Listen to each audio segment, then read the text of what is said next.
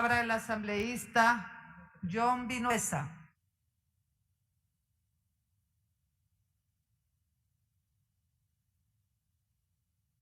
Queridos y respetados hermanos del Ecuador, les mando un fraterno saludo. No intervine antes porque quería explicar, me parece importante hablar lo que voy a decir en esta ley. Básicamente voy a dar los criterios porque como es una ley, como las que ha enviado el gobierno, bastante extensa y que toca tantos temas, es difícil entenderla completamente. Así es que haré el esfuerzo de ser lo más didáctico posible para que se entiendan esos pequeños detallecitos donde se esconde a veces el diablo y a veces los ángeles. Entonces por eso no intervine antes y por eso que Chile Madre Querida lo oí, ya fue aprobada.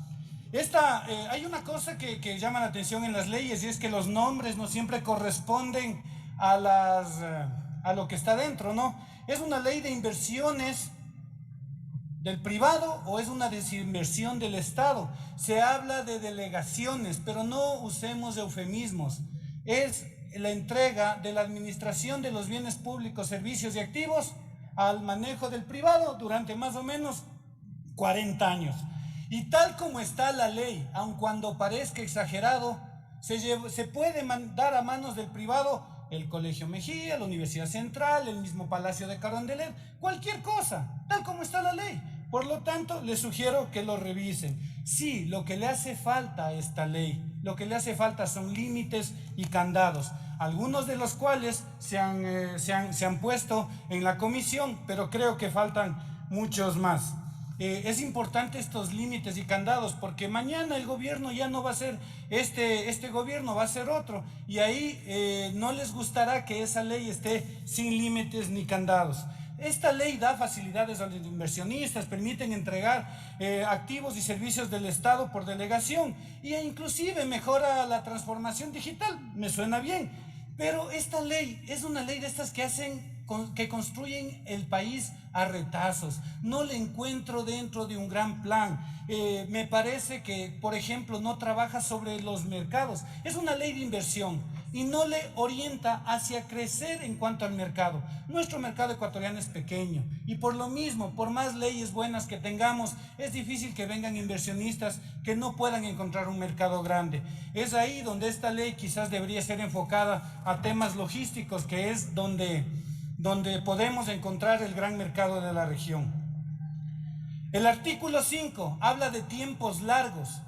El artículo 5, voy a darles los artículos y ustedes revísenlos si lo consideran. 30 o 40 años a cualquier tipo de delegación, o sea, un hospital, la administración de un hospital, de un colegio, de una universidad, está condenada ya a 40 años con una persona jurídica que podría hacer las cosas bien o podría hacer las cosas mal. Creo que es necesario diferenciar el tipo de inversión y los tiempos de inversión por el tipo de activo o de servicio que se va a entregar. Evidentemente, no es lo mismo una carretera que un hospital, pues entonces pongamos esas divisiones. El artículo 7, atentos, genera excepciones a todo. Decía yo en la comisión, con este artículo, ¿para qué hicieron el resto de la ley? Si es de excepciones a todo. El presidente en los temas estratégicos o quienes dirigen los GATS pueden dar las delegaciones por excepción. ¿Qué es esa excepción? No está señalada, no está puesta ningún tipo de reglas. Algo se mejoró en la redacción dentro del primer informe, pero la verdad es que sigue siendo muy preocupante el artículo 7. Respecto al artículo, voy a ir un rato, saltarme al 83, que es el lugar donde se habla de las zonas francas. Esta parte de la ley es muy interesante como concepto. Sin embargo, me parece que la redacción, como se lo presentó, es tímida, es un híbrido tímido y confuso. Todavía marcan las sedes, las SAL y las zonas francas como tres cosas diferentes cuando son lo mismo. Son zonas francas de diferente tipo. Y es más, les dejan por fuera otro tipo de zonas francas como las de deportes, cultura, investigación, sandbox, tipos de zonas francas que deberían estar incluidas, por ejemplo, para que se pueda rodar sin pagar aranceles una película que pueda venir a rodar en el país. De esto no quiero profundizar más porque no me va a dar el tiempo. O por ejemplo, un evento deportivo internacional para que no tengan que pagar aranceles los equipos que vengan. Es decir, que esta parte de la ley es súper interesante, pero está confusa. Necesita una reestructuración total sin perder el sentido.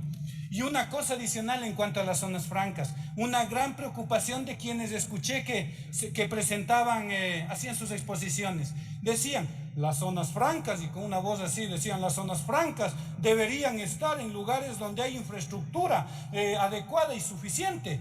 Espérate un rato, y los territorios que necesitan desarrollo y que no tienen esa infraestructura adecuada y suficiente se van fuera de la ley. Es por eso que se pidió que se ponga el principio de equidad territorial, me parece en el artículo 9, y que les invito a todos los asambleístas de la bancada de los asambleístas de provincias a que luchen por este principio, más allá de lo que tengan en sus bancadas ideológicas. El artículo, respecto a todo este sistema de delegaciones, existe una organización de un comité, el Comité de Alianzas Público-Privadas y Delegaciones. Este comité está conformado por 4 ministros, el director del comité y el ministro de Productividad, de Finanzas y de Obras Públicas y Transporte. Y el resto hay otro nivel de invitados, con voz pero sin voto.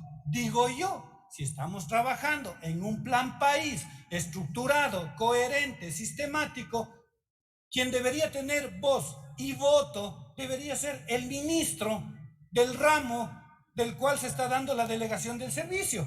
Por lo tanto, debería haber una nueva categoría que se llamen los miembros ocasionales de acuerdo al tema. Cosas simples que no le rompen a la ley, pero que sí le mejoran y permiten que sea sustanciosa y equilibrada además.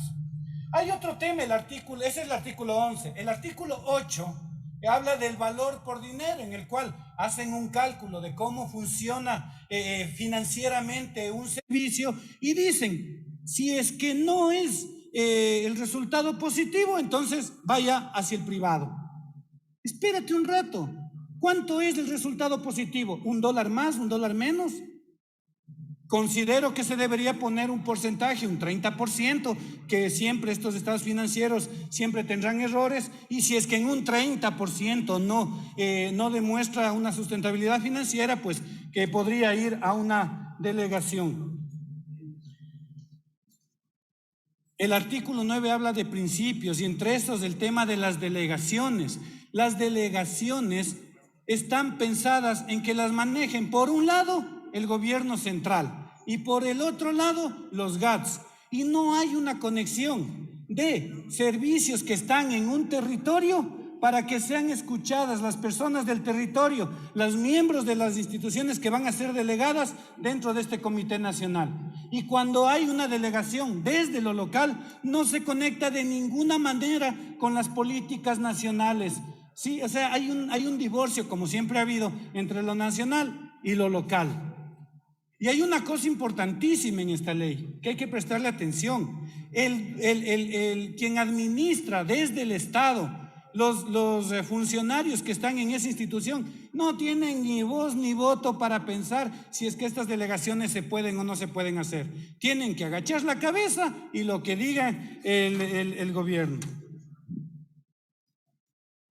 El artículo 17 habla de las funciones de la Secretaría Técnica. Me parece que es importante que se incluya la licitud de fondos en el exterior, debidamente reglamentado. Artículo 20, sí, que se midan los servicios, porque es una entrega, si es que pasa la ley, a 40 años.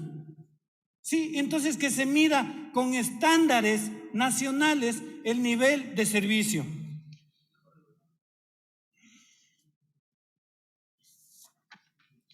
Hay otros libros, el libro 2 es el tema de la transformación digital, me parece bastante bueno. Me preocupa el artículo 71, donde ponen a delegaciones de más de 15 millones ya la obligatoriedad de que sea arbitrado en el exterior.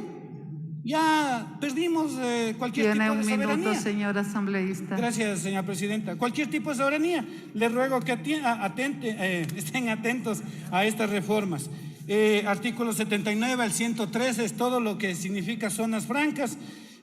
Aquí hay un artículo el artículo 119, que elimina la contribución a la ciencia y la tecnología por parte de las empresas de telecomunicaciones. Otra vez, yo no sé qué capacidad para colitar a las empresas de telecomunicaciones. Atentos al artículo 119 y al artículo 120, que genera redes comunitarias, que debería estar conectado con la ley anterior, en donde se les bajó el 50% de un pago que tenían las telecomunicaciones para que hagan obras en la parte